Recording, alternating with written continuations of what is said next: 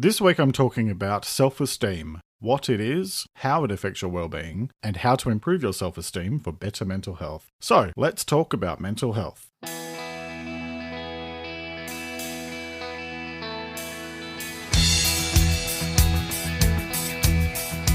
This is Let's Talk About Mental Health, a weekly podcast about mental health and well-being, hosted by Jeremy Godwin. Let's talk about mental health, because the more we talk about it, the easier it gets.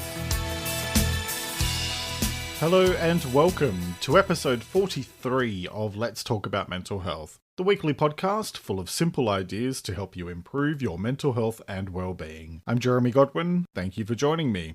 This week I'm talking about how to improve your self-esteem, so let's get talking. Do you feel good about yourself? Do you like yourself?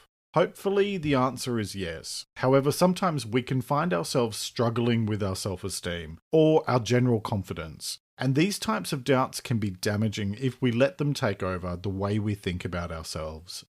It probably doesn't take a rocket scientist to work out the link between how you think about yourself and your overall health and well-being. When you value yourself and the contributions that you make to the world, you're going to be much more likely to treat yourself kindly and to make life decisions that are then in your best long-term interests.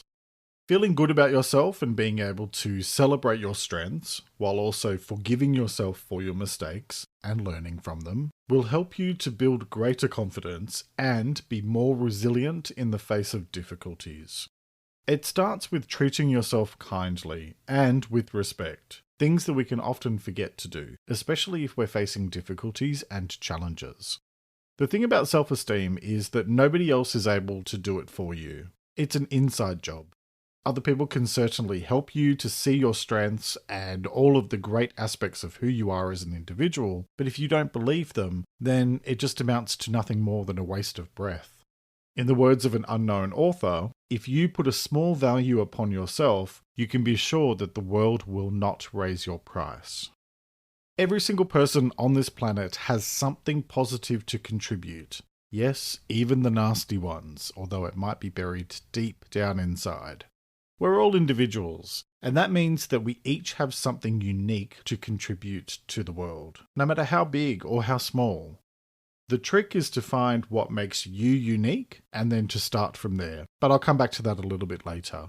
First, however, let's dig into some definitions. So what is self-esteem?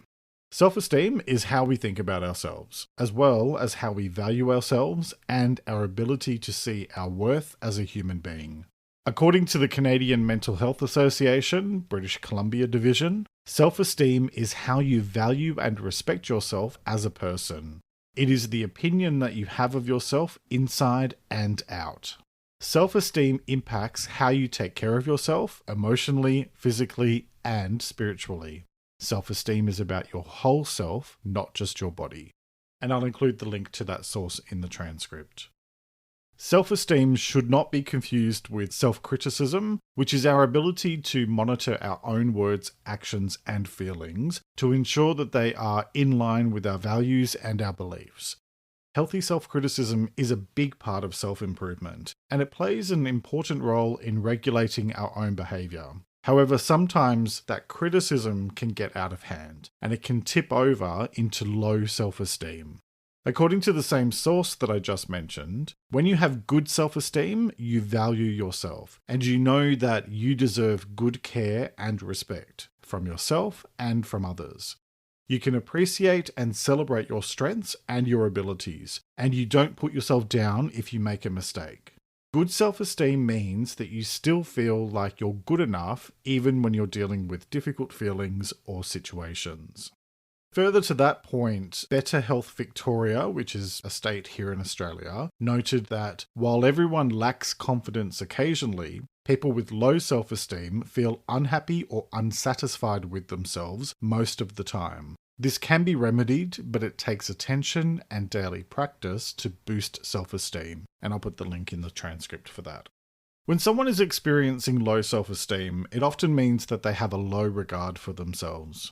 Over time, that can lead to feelings of guilt about mistakes that they've made in the past, having unkind thoughts about themselves, having difficulty in decision making, as well as difficulty in being assertive, being oversensitive about criticism, being fearful of trying new things or difficult things, having a lack of self-care or just not looking after your overall health. So that's your physical, mental, spiritual, emotional, social, and/or financial health. So it could be neglecting one of those aspects or a number of them or even all of those aspects of health. It can also lead to being more inclined to focus on the negatives in your life rather than the positives, and even potentially having thoughts of self-punishment or that you might deserve bad things that have happened to you.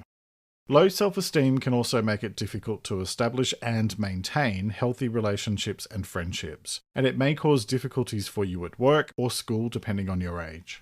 It can lead you to withdraw from people and activities, and it can also cause issues with body image, alcohol or substance abuse, and may prevent you from standing up for yourself or taking action if you're being bullied or subjected to abuse. Now, low self-esteem isn't specifically its own mental health condition, but as the UK's Rethink Mental Illness noted, in combination with other symptoms, it can point to conditions including, but not limited to, anxiety, depression, bipolar disorder, and personality disorders. And the link for that is in the transcript. So what causes low self-esteem? Well, like most things in mental health, there's no simple answer, because your self-esteem can be affected by a range of factors. It can change suddenly, or it can be something that you experience over a longer period of time. There was a really good list on Mind UK, and I'm going to quote. I'm doing a lot of quoting today because it's quite a delicate topic. So Mind UK noted that there might not be one particular cause. Difficult or stressful life experiences can often be a factor, such as being bullied or abused, experiencing prejudice, discrimination, or stigma, losing your job or having difficulty finding employment, problems at work or while studying, ongoing stress, physical health problems, mental health problems, relationship problems, separation or divorce, worries about your appearance and body image, or problems with money or housing. And the link for that's in the transcript, as always. Now, that's not an exhaustive list. There are lots of different other things, but those are some of the factors that can be contributing towards low self-esteem. So, how do you know if you might have low self-esteem? Well, Health Direct Australia note that common signs of low self-esteem include saying negative things and being critical about yourself, focusing on your negatives and ignoring your achievements, thinking other people are better than you, not accepting compliments, and feeling sad, depressed, anxious, ashamed, or angry. So, why is self-esteem important for good mental health? In general, your self-esteem directly affects how good you feel about yourself. And how good you feel about yourself directly affects how you experience the world around you. If you feel negatively about yourself and your abilities, then it's likely that you're going to see much more negative stuff to reinforce that mindset. Whereas positive self-esteem tends to help you to see more of the positives in life, as well as enabling you to focus more on what you're good at rather than what you're not good at, or at least not good at right now, because everything can be improved over time. Self-esteem is a big part of mindset, which I talked about in its own episode back in episode 31. And in fact, this week's episode is the first of 4 in the month of September that I'm referring to as Mindset Month. Several topics that are all directly related to different aspects of having a positive mindset. So as well as this one on self-esteem, I'm going to be covering topics including forgiveness, assertiveness, and optimism. Now, in a recent episode about kindness, episode 41, I mentioned the old saying, as within, so without. And the whole notion of mindset goes back to what I've said a few times before in Let's Talk About Mental Health, which is that how you view yourself directly affects how you experience the world, and vice versa. Having good self-esteem and valuing yourself will help you to be kinder to yourself and to be more satisfied with who you are as a person, as well as with your life in general. And it will also give you the confidence to be more assertive and make changes where there are things that you're not satisfied with, which all leads us very nicely to the how-to part of this week's episode. So how do you improve and maintain your self-esteem? So yet again, I feel it's important to point out that there is no one-size-fits-all approach to good self-esteem. What works for me is not necessarily going to work for you, because we're all individuals. And so part of the conversation here needs to be about reminding you that nobody has all of the answers, and that it's up to you to put the pieces together in a way that feels right for you. As always, I'm going to provide you with some ideas and guidance. However, you're going to have to do the work to identify what works for you. And that takes time, effort, and perseverance. It would be lovely if someone could just give you a list of things to do, or if you could read a book and be done with it, but life doesn't work that way. I know it's annoying, right? So before I jump into the how-to stuff, let me just take a moment to say that you'll find you gain the greatest value from the Let's Talk About Mental Health podcast, as well as other self-development tools like books, etc., if you consciously make the time to sit and reflect on what you take away from it, and then consider why you identify with that specific idea or series of ideas. And then, most importantly, consider how you're going to apply those ideas on a daily basis. Listening to a podcast or reading a book or whatever is great, but it's about what you do next. What do you do with that information? Keep it simple and don't bite off more than you can chew. Try 1 or 2 new things at a time, give it some time and see what happens. And then when you're ready and when you've seen the effect, then try more new things. I did an episode a while ago on reflection. That was episode 12, and that goes into a lot more detail, so I'd encourage you to check that out. All right, so with all of that said, now let's get into the how-to part and discuss ways to improve your self-esteem. Let's start with the biggest thing of all, which is understanding what's going on and where you are today in terms of your self-esteem. And to do this, there are lots of different ways. I mean, you can sit and reflect for a little bit. Let me just throw out a couple of questions for you to ask yourself. Do you like yourself? Do you see the value that you have to offer to the world? If so, great. If not, why not?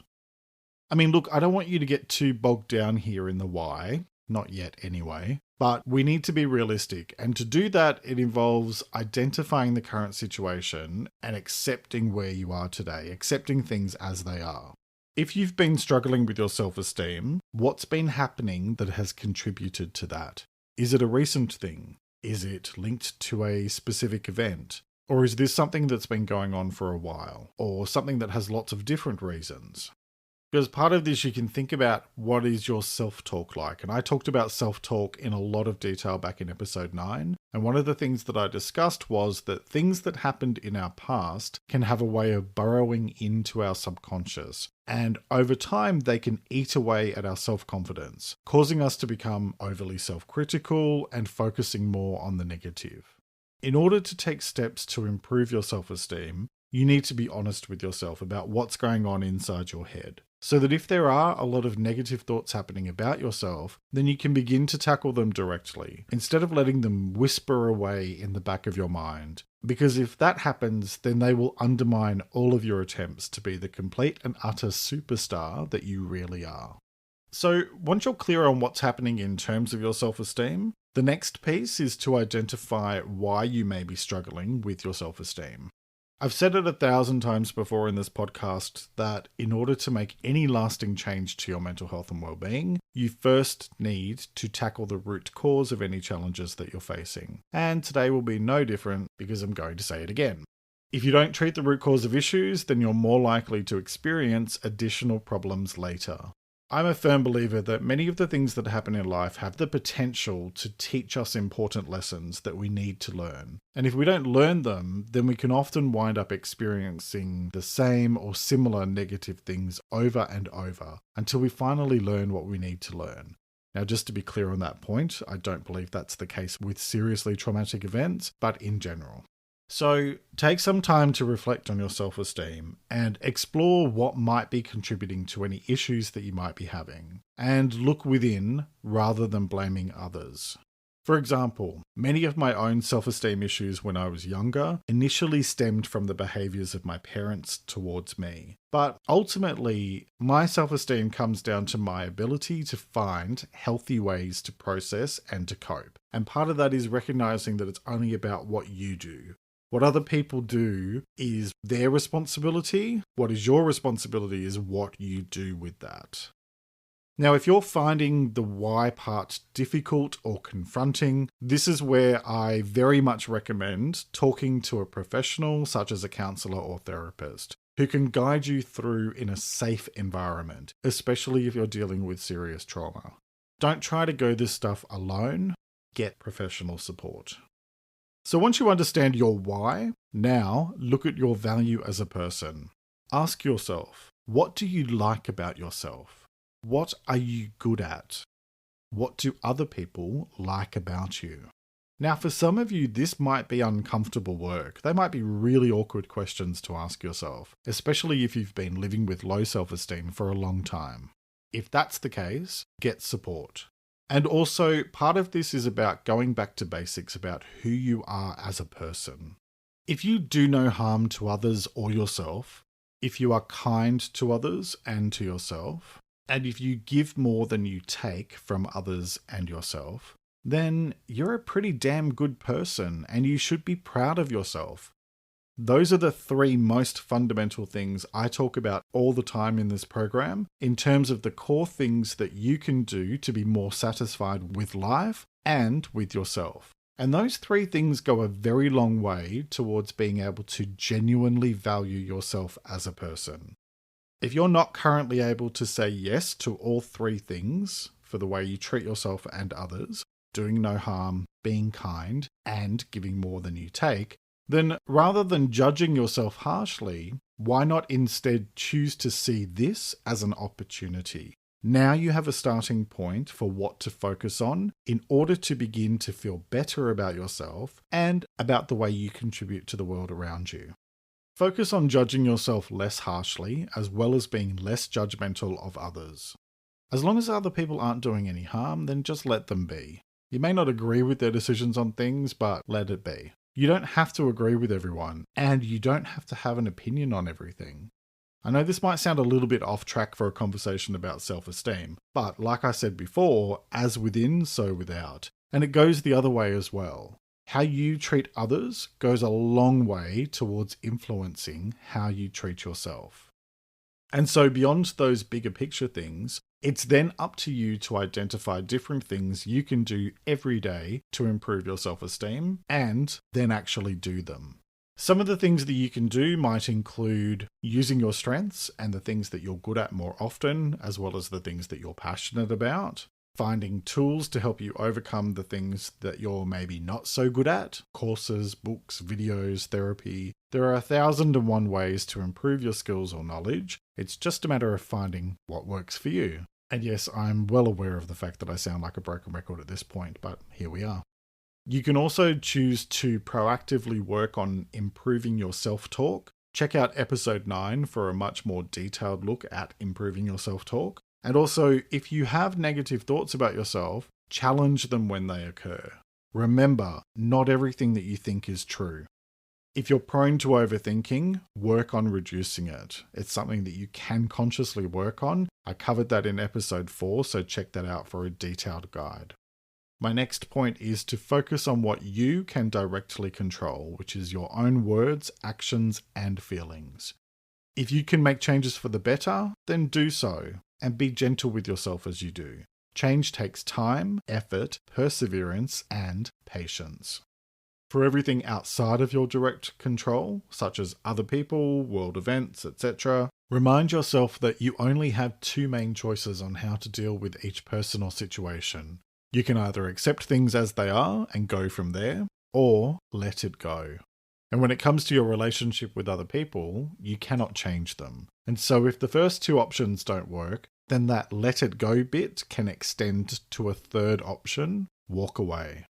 The choice is always yours, and the more you work on reminding yourself of these options, the more you will find peace and calm. That leads into my next point, which is cultivating healthy relationships. If you're looking to improve your self-esteem, then spend your time with people who make you feel good about yourself and spend less time with people who make you feel bad about yourself. Because when you are around people who make you feel good, this will encourage you to focus more on the positives about yourself. Now, if you have a relationship where this isn't the case and it seems difficult to change the relationship, such as with a close family member, you can work on setting and maintaining clear boundaries. And that's something I talked about in episode 19, Family. My next point is another mindset one, and it's about choosing to see mistakes less as failures and more as learning opportunities. I have made so many mistakes in my life that I've lost count, and I hope to make many more, because mistakes are evidence that we're trying. You're never going to get things right 100% of the time, and when you let fear hold you back from trying new things, it can have a negative effect on your self-esteem, not to mention making you feel stuck, because trying new things is how we grow. I talked about mistakes all the way back in episode 2, and I'd encourage you to check that out for a how-to guide on the topic. Moving on to my next point, which is do more of what you love. You know what makes me feel good? Being creative and also helping people. And so I found a way to do both of those things through Let's Talk About Mental Health. Find what makes you happy and do it as often as you can. And if that's not often enough, then make time to do it more often. My next point is let go of perfectionism. Nobody is perfect. Nobody. When we put too much pressure on ourselves to achieve, especially when we're seeking our validation from other people rather than ourselves, we're setting ourselves up for failure. Focus on being the best version of yourself that you can be. Someone who does no harm, someone who is kind, and someone who gives more than they take. And then to hell with what other people think. Life is too short to be worried about opinions. I talked about that back in episode 21. Speaking of things that life is too short for, regrets. And so my next point is to work through and let go of regrets. Letting go and getting past regrets are things that I talk about a lot. They've had their own episodes, episode 32 for letting go and 22 for regrets. I also talked about dealing with baggage in episode 7 and insecurity in episode 35. And it's a theme that comes up a lot in this podcast, and it does so because holding on to the past does way more harm than good. Being kind to yourself means letting go of yesterday and focusing on today in order to then set you up for the best possible tomorrow. My second last point is about mindset, and it is to consciously work on building and maintaining a positive mindset. Now, I've talked about mindset about 45,000 times in this episode. I covered it extensively in episode 31, which is about mindset, so I'd encourage you to check that out. And as I said before, the month of September, all 4 episodes will be focused on different aspects of mindset. So look out for some of the upcoming episodes. And then my final point is to be really clear on your identity. As I talked about back in episode 30, knowing who you are and what you have to offer the world, and then staying true to that, enables you to be more satisfied with your life and your place in the world. Because when it comes to self-esteem and mental health, what it all boils down to is this. You are unique, and that is your strength. When we allow our self-esteem to be affected by negative thoughts, we take away our own power. The power that we each have to be the very best version of ourselves, and to live in a way that makes us feel satisfied and fulfilled. You don't have to be a celebrity or wealthy or in a position of power to live a good life.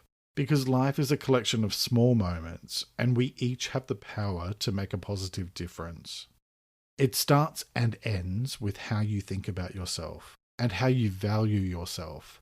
So remember that there is nobody else on this planet like you, and that makes you incredibly valuable. So treat yourself every single day like the rare and wonderful individual that you truly are. Each week, I like to finish up by sharing a quote about the week's topic, and I encourage you to take a few moments to really reflect on it and consider what it means to you. This week's quote is by Maya Angelou, and it is, "Success is liking yourself, liking what you do, and liking how you do it." Let me repeat that. Success is liking yourself, liking what you do, and liking how you do it. Alright, that's nearly it for this week. Next week, I'll be talking about forgiveness. I'll be discussing what forgiveness is, why it matters, and how to incorporate greater forgiveness into your life for the sake of your mental health and well-being. I hope you'll join me for that episode, which will be released on Monday morning in Australia and New Zealand, Sunday evening in the UK, Ireland, and Europe, and Sunday afternoon in the US and Canada. You can find past episodes and additional content at the website, which is letstalkaboutmentalhealth.com.au. That's letstalkaboutmentalhealth.com.au. You can also find Let's Talk About Mental Health on Instagram, Facebook, and Pinterest at LTA Mental Health. That's at LTA Mental Health. If you enjoyed this episode, please take a moment to leave a 5-star review on your preferred podcast platform and tell someone that you know about the show, because word of mouth really helps new people to discover the program. Thank you very much for joining me today. Look after yourself and make a conscious effort to share positivity and kindness out into the world, because you get back what you put out. Take care and talk to you next time.